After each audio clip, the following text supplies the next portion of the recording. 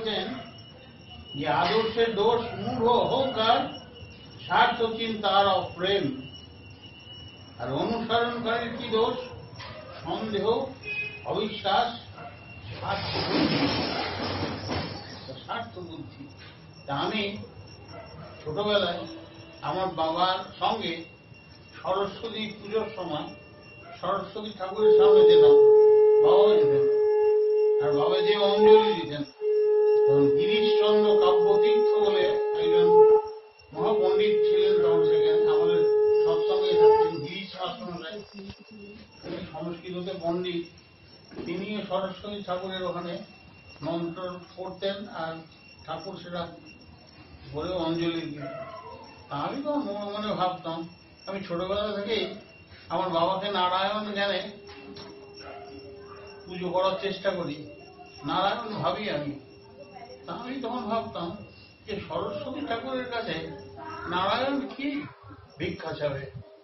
সরস্বতী তো নারায়ণের কাছে ভিক্ষা চাবে, সরস্বতী ঠাকুরের কাছে ভিক্ষা চাওয়ার তো নারায়ণের কিছু নেই। এরকম নানা রকম ভাবতে ভাবতে আবার ভয়ও ছিল।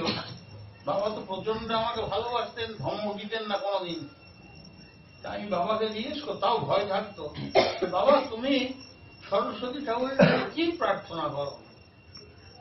তখন তিনি বলেন, আমি বলি যে মা তুমি আমাকে স্বার্থপর করে তোলো,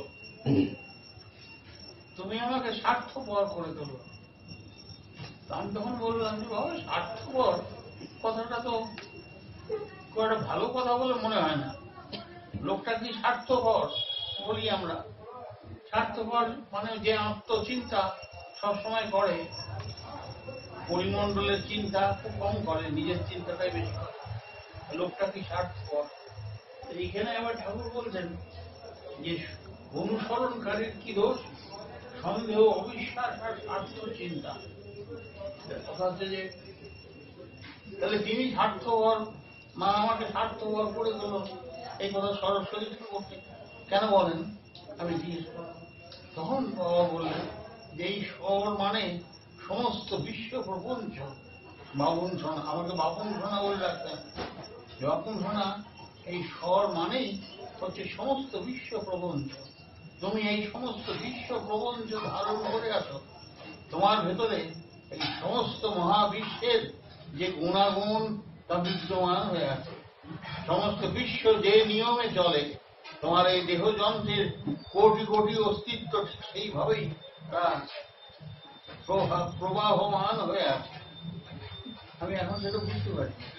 তা সেই হিসেবে, সেই অনুভবে তুমি ভাববে যে সমস্ত বিশ্ব প্রপঞ্চ তুমি ব্যক্ত হয়ে আছো, আর সেই ব্যক্তির মধ্যে দিয়ে তুমি স্বার্থপরতা কামনা করবে মার কাছে।